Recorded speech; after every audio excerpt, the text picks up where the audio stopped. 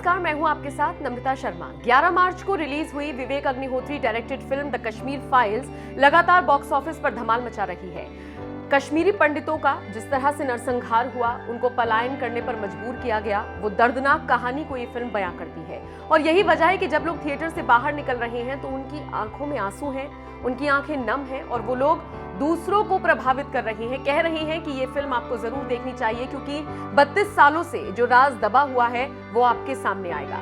अब कुछ एक तबका ऐसा भी है जो इस फिल्म की बुराई कर रहा है, कह रहा है कि फिल्म में तो सिर्फ आधा सच दिखाया गया है, पूरा सच दिखाया ही नहीं गया। अनुपम खेर जो कि इस फिल्म के लीड एक्टर हैं, उन्होंने ऐसे लोगों को करारा जवाब दिया है। एक न्यूज चैनल से बात करते हुए अनुपम खेर का गुस्सा फूट गया और उन्होंने कहा, खिसियानी बिल्ली खंबा नोचे। बस ये वाली कहावत यहाँ पर फिट बैठती है। और जिन लोगों को लगता है कि फिल्म में आधा सच दिखाया गया है, आप अपनी फिल्म बना लीजिए और पूरा सच दिखा लीजिए। एक न्यूज चैनल से बात करते हुए अनुपम खेर ने कहा, ऐसा कहने वालों के लिए ये सलाह है कि वो अपना सच दिखा दे, वो अपनी फिल्म बना ले। 4-5 फिल्म बनी है कश्मीर पर, मैं किसी का नाम नहीं लेना चाहता हूं, मगर उनमें से किसी भी फिल्म ने कश्मीरी पंडितों का दर्द नहीं दिखाया, उनकी कहानी नहीं दिखाई। तब किसी ने नहीं कहा कि आप एक टेररिस्ट को ग्लैमराइज करके एक फिल्म बना रहे हैं। 5 लाख कश्मीरी हिंदुओं को वहां से निकाल दिए जाने का कहीं भी जिक्र नहीं है। अब वो वक्त है जब सच दिखाने वाले सिनेमा पर विश्वास जताया जाए। अब जाकर सच सबके सामने आया है।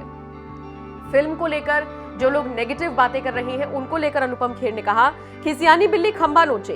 हम जब अपने मोहल्ले में होते थे और जब कोई लड़का पढ़ाई में फर्स्ट आता था तो हम कहते थे कि ये लड़का बहुत पढ़ता है इसलिए फर्स्ट आता है, क्योंकि पढ़ाकू है, मगर खेलकूद में बाकी चीजों में अच्छा नहीं है। तो ये सब चलता ही रहता है। आपको बता दें, महज 14 करोड़ के आसपास का इस फिल्म का बजट रहा है और इस फिल्म ने 250 करोड़ के आसपास का बजट बना लिया है, यानी कि इतने पैसे बॉक्स ऑफिस पर इस फिल्म ने वसूल लिए हैं। निश्चित तौर पर यह फिल्म की सफलता को दर्शाता है और यही वजह है कि जो भी इस फिल्म के बारे में नेगेटिव बोल रहा है, लीड एक्टर्स या फिर फिल्म मेकर्स उनको मुंहतोड़ जवाब दे रहे हैं। अनुपम खेर वैसे यही नहीं रुके, उन्होंने आगे कहा, हमने कभी नहीं सोचा था कि ये फिल्म इतना अच्छा कारोबार करेगी। फिल्म को लोगों का भरपूर प्यार मिला है। इस फिल्म की किसी तरह की पब्लिसिटी नहीं हुई थी, किसी टीवी शो पर जाना नहीं हुआ। धीरे धीरे दर्शक सिनेमाघरों में जाने लगे। इस फिल्म ने दर्शकों को सिनेमाघरों तक भेजा है। कोरोना और लॉकडाउन के बाद ये एक ऐसी फिल्म है जिसे दर्शक पसंद कर रहे हैं। इस फिल्म में ना कोई गाने हैं, ना कोई कमाल की लोकेशन है, ना कॉमेडी ट्रैक है, ना कोई रोमांस है। ये आंसुओं और लोगों की तकलीफ पर आधारित फिल्म है, मगर इसने जो दर्शकों के साथ कनेक्शन बनाए हैं वो अविश्वसनीय है। तो देखा आपने, अनुपम खेर उन तमाम लोगों को किस तरह से जवाब देते हुए नजर आ रहे हैं जो इस फिल्म पर सवाल उठा रहे हैं। आप इस पूरी खबर को लेकर क्या राय रखते हैं और अनुपम खेर के जवाब पर आपका क्या कहना है? कमेंट बॉक्स में अपनी राय हमें जरूर।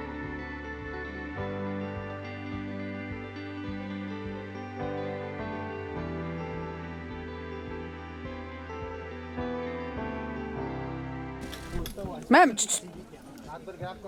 हाँ, इनके इधर देख लो भाई, एक्सक्लूसिव मिला है इनको। भाई अपने एक्सक्लूसिव मारा है। 2022 का सबसे बड़ा इवेंट है। 2022 का सबसे बड़ा इवेंट। उसके पास भाई पहली बार बहुत अच्छा हूँ। आप कैसे हैं? मेरी शक्ल के पास करो। सर, अरे तो ये कहना चाहूँगा कि इतनी फिल्मों का हिस्सा रहने के बाद इतनी कामयाब फिल्म में काम करने का ये फिल्म जरूर आपके लिए खास होगा और सबसे खास होगा क्योंकि ये रियल लाइफ से कनेक्ट करता है आपको। मैं पिछले 10 साल से मैंने काम कम कर दिया था, बिकॉज मैं पहले तो इसी वजह से 522 फिल्में कर चुका हूँ, इतनी फिल्में की हैं। तो मैं ये फिल्म बाकी फिल्मों की तरह ज़रा ज़्यादा फोकस है और ख़ासकर ये तो मेरे दिल के बहुत करीब है क्योंकि ये कश्मीरी पंडितों की त्रासदी है, उनकी ट्रेजेडी की कहानी है और इसको पर्दे पर लाना कला का भी उसमें हाथ था और मतलब क्राफ्ट का भी काम था एज एन एक्टर, और दिल के जितने भी टुकड़े हो सकते थे उनको भी लोगों तक पहुंचाना बहुत ज़रूरी था। ये इस ट्रेजेडी का जो 400,000 लोगों को या 4 लाख 5 लाख लोगों को 19 जनवरी 1990 को अपने घरों से निकलना पड़ा और पिछले 32 साल से उनको कोई न्याय नहीं मिला है, तो कभी कभी उस ट्रेजेडी को देखकर पर्दे पर एक थोड़ा सा मरहम का काम होता है। वो जो उनके साथ हुआ वो तो वापस नहीं आ सकता, जिनके अपने लोग चले गए, जिन औरतों का रेप हुआ, जिन लोगों का मर्डर हुआ या जिनको घर से निकाल दिया गया, वो तो वापस नहीं आ सकता है। लेकिन उनकी ट्रेजेडी जो है वो लोगों तक पहुंचेगी, इससे थोड़ा सा लगता है कि चलो हमारे साथ कोई हमदर्दी दिखाने वाला होगा। फिल्म के जो निर्देशक है हमेशा कुछ अलग करने की कोशिश करते हैं। पहले भी जो फिल्म बनाई थी वो भी अलग थी, ये भी अलग है। क्या कहना चाहेंगे, कितना बड़ा क्रेज फैक्टर इन्वॉल्व होता है जब कुछ अलग करने मुझे विवेक की फिल्म ताशकंद फाइल्स बहुत अच्छी लगी थी। बुद्धा इन ट्रैफिक जैम में मैंने खुद भी काम किया था। कभी कभी अपनी कॉलिंग मिल जाती है, आपको लगता है कि अब ये मैं बनाना चाहता हूँ, ये मुद्दे से जुड़ी हुई फिल्में मैं उनमें काम करना, उन पर पिक्चर बनाना चाहता हूँ। I think Vivek Ranjan Agnihotri has got his calling, he has found his niche, he has found his truth, and that's very very very powerful. Sir, अगर आपके कैरेक्टर की बात की जाए, सबसे ज़्यादा डिफिकल्ट पार्ट क्या कुछ रहा आपके लिए, ये जानना चाहिए। You see, just because आप कैरेक्टर की भावनाओं को महसूस कर सकते हैं, पर उसको उसी हिसाब से दर्शाना बहुत मुश्किल होता है, क्योंकि जो महसूस किया हो उसका दर्द तो एक इंडिविजुअल को महसूस होता है, लेकिन वो करोड़ों लोगों को कैसे महसूस होगा उसके लिए कला की ज़रूरत पड़ती है। तो इसमें दोनों को, जो कैरेक्टर का नाम है पुष्कर नाथ है, जो मेरे फादर का भी नाम था, दोनों को जोड़कर लोगों तक पहुंचाना और अपने दर्द को छुपा के रखना, वो बड़ा मुश्किल था।